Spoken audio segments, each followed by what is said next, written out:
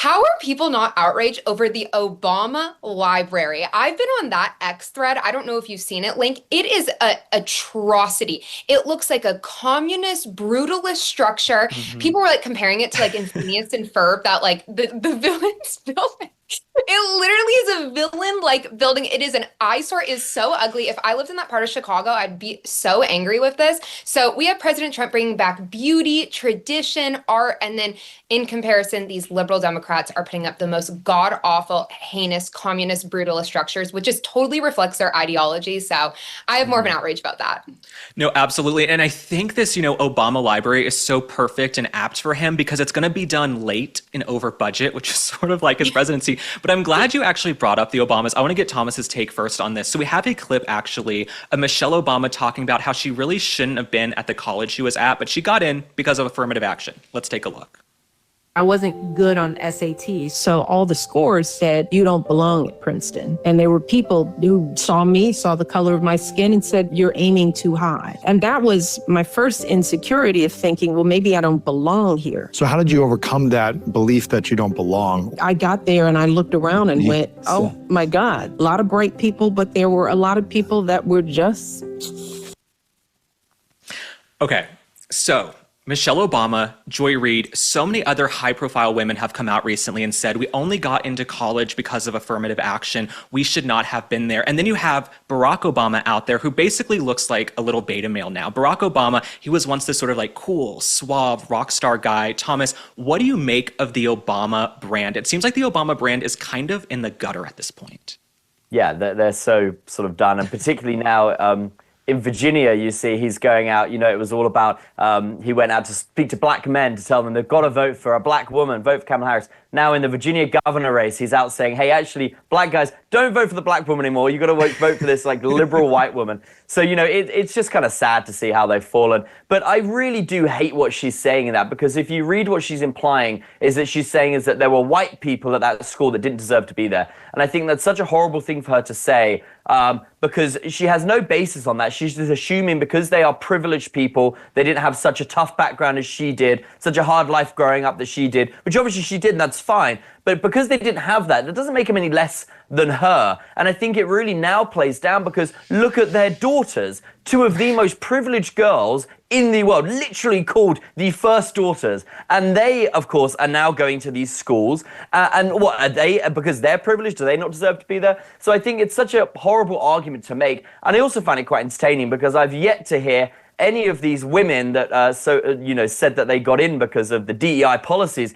I haven't seen any of the smart ones coming out. I don't see any founders or any like great leaders saying, actually, I get it. It's sort of what wives of presidents and sort of washed up TV hosts. I'm like, where are the great people that got in under this program? I haven't met any of them yet.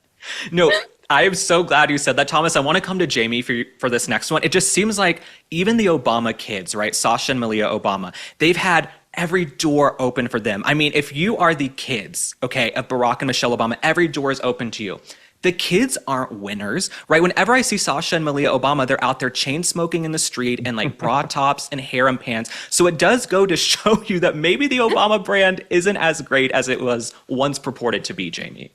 Yeah, and I don't know how it's controversial to say, take race out of it. Like, how are we called racist for saying that? It should be based off your scores, based off your essay, and based off of, if you have an interesting personal background story. I totally get that people want, a diversity of backgrounds in that way, but no, it shouldn't be based off of race. And let me say this as well. I'm glad that we brought up the privilege of the Obamas, because has Michelle Obama ever had a positive thing to say about anything ever? I mean, to me, she only exists now through these clips of her either complaining about her husband, complaining about our country, or complaining about other people that live in our country, and I guess the system being against her. I'm like, and wearing designer outfits while doing this. We voted her husband in twice to be the president of the United States. And I think that's a huge difference between liberals and conservatives. When you hear conservatives talk, for the most part, we're talking in, I think, a positive way. We're very, very grateful for what this country has given us. And we're go-getters and we're ambitious. And that's just such a better message to give, especially to young women, because a lot of women look up to, unfortunately, Michelle. And so it's just so gross to see her once again bitch about another faux problem she has in her life. And I'm like, can you just do something positive for once and say one thing that's nice? No, I could not agree with you more. Like Michelle Obama, you were the first lady of the United States, okay? And every time she goes on a podcast, she is bitching and complaining. Sorry if my mom's Bible study is watching, but she's bitching and complaining and moaning about her life. It's like, I'm so sorry. I'm so sorry you live in a mansion in Martha's Vineyard and got to fly on private jets and planes and live in the White House for 8 years and got nothing but glowing press. Thomas, I will give you the last word. Do you have anything final to say about Barack and Michelle Obama before we move on to the next topic?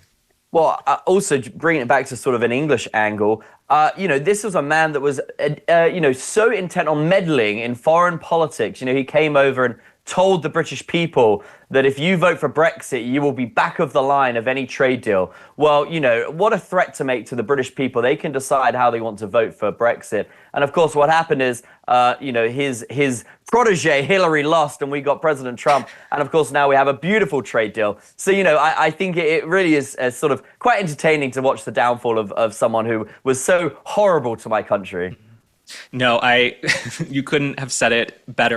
Let's talk about Peak, a luxury brand transforming wellness with the absolute best, rare and precious plants, cutting-edge ingredients, and formulations rooted in traditional wisdom. Their science-backed botanicals, minerals, and supplements support sustained energy, metabolic function, immune health, and radiant skin.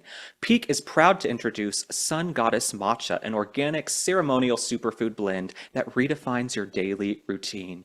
Crafted from the purest tea leaves, it provides a smooth, sustained energy for a calm mind and a radiant glow.